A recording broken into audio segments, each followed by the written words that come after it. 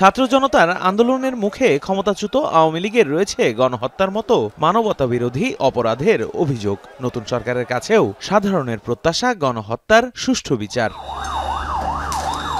দীর্ঘ ১৬ বছরের আওয়ামী কর্তৃত্ববাদী শাসনামলের পর নয়া বাস্তবতায় রাজনৈতিক দলগুলোর মধ্যে চলছে নানা ফোরামে আলোচনা। সেই ধারাবাহিকতায় দুদিনব্যাপী রাজধানীর খামারবাড়িতে বসেছে রাজনৈতিক দলগুলোর অংশীদারদের মধ্যে জাতীয় সংলাপ। শনিবার সংলাপের শেষ দিনের প্রথম ধাপের অধিবেশন শুরু হয় বেলা ১০টায়, যেখানে উপস্থিত ছিলেন ছাত্র প্রতিনিধি, রাজনৈতিক দলের মুখপাত্র, সাংবাদিক, ভুক্তভোগী ও রাষ্ট্রের প্রধান আইনকর্তা এবং আইন উপদেষ্টা।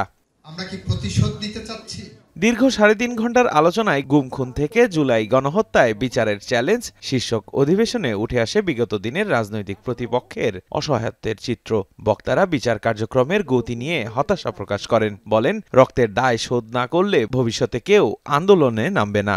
প্রহসনের মাধ্যমে বিচার করে মানুষকে যখন ফাঁসি দেওয়া হলো, এই জুডিশিয়ারিকে ধ্বংস করে তারা তো বেশি সময় নেন নাই। আপনারা জনগণের ম্যান্ডেট নিয়ে কেন সময় নিচ্ছেন? সুতরাং এই সময় আপনাদেরকে মাথা থেকে তাড়াতে হবে। আর্টিফিশিয়াল ইন্টেলিজেন্স করে করা হয়নি এবং ইট ওয়াজ নট ম্যানিপুলেটেড। এটা যদি আমরা বার করতে না পারি, আমাদের আসলে বিচারটা করাটা খুবই ডিফিকাল্ট এবং লেন্দি হয়ে যাবে।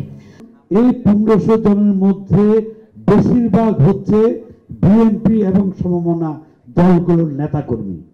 শুধুমাত্র কি এই কারণেই তালিকা প্রকাশ হচ্ছে না? বিচার না হওয়া পর্যন্ত কোনো কথা নাই, সংস্কার না হওয়া পর্যন্ত কোনো কথা নাই। একই কথা কিন্তু আমরা ফেসিবাদের আমলেও শুনেছি, উন্নয়ন আগে।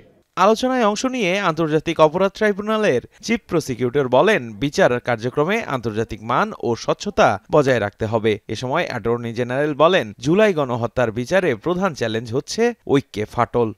আমাদের প্রধান ফোকাস হচ্ছে গুম এবং মানবতা বিরোধী অপরাধ, গণহত্যা যে অপরাধ বাংলাদেশের মাটিতে হয়েছে, সেই অপরাধের যারা মাস্টার মাইন্ড, আমাদের প্রায়োরিটি হচ্ছে তাদের বিচার করা।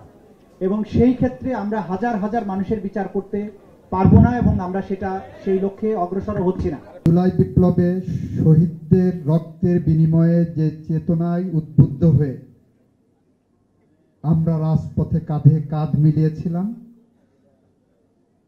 সেই ঐক্য, সেই ইস্পাত কঠিন দৃঢ়তা, সেই ঐক্যে যে ফাটল ধরেছে, সেই ফাটলটাই প্রথম চ্যালেঞ্জ। সংলাপে প্রধান অতিথি ছিলেন সরকারের আইন উপদেষ্টা ডক্টর আসিফ নজরুল। তিনি জানান, আগামী বিজয় দিবসের মধ্যেই গণহত্যায় জড়িত শেখ হাসিনা সহ শীর্ষ নির্দেশদাতাদের বিচারিক কার্যক্রম শেষ করা হবে। তিনি আরো বলেন, গুম বিরোধী কনভেনশনে অন্য কোনো রাজনৈতিক দল সই না করলেও অন্তর্বর্তী সরকার তা করেছে। আমরা আগামী বিজয় দিবস গণহত্যাকারীদের শাস্তির রায় সেলিব্রেশনও করব এবং অন্যান্য সাকসেস উদযাপন করতে পারবো। গুম বিরোধী আন্তর্জাতিক কনভেনশন আমরা সাইন করব। নজরুল ভাই, স্বপন ভাইয়ের দল আসলে করতো না, কিন্তু আমরা করে দিয়েছি। গুম বিরোধী কেউ করবে না, জামাতও করবে না। এ সময় উপদেষ্টা বিডিআর বিদ্রোহে জেলে থাকা সৈনিকদের বিচার কার্যক্রমে সরকার কোনো হস্তক্ষেপ করছে না বলেও জানান। গণহত্যার বিচার, সংস্কার ও নির্বাচন অন্তর্বর্তী সরকারের প্রধান লক্ষ্য বলেও জানান আসিফ নজরুল। অন্তত ৩টা বড় লক্ষ্য আছে, একটা হচ্ছে বিচার, একটা হচ্ছে সংস্কার, একটা হচ্ছে নির্বাচন। দেবরাজ দেব, এখন, ঢাকা। শিয়া বাটার ও ভিটামিন ই সমৃদ্ধ lily glam beauty soap. Lily, always beautiful.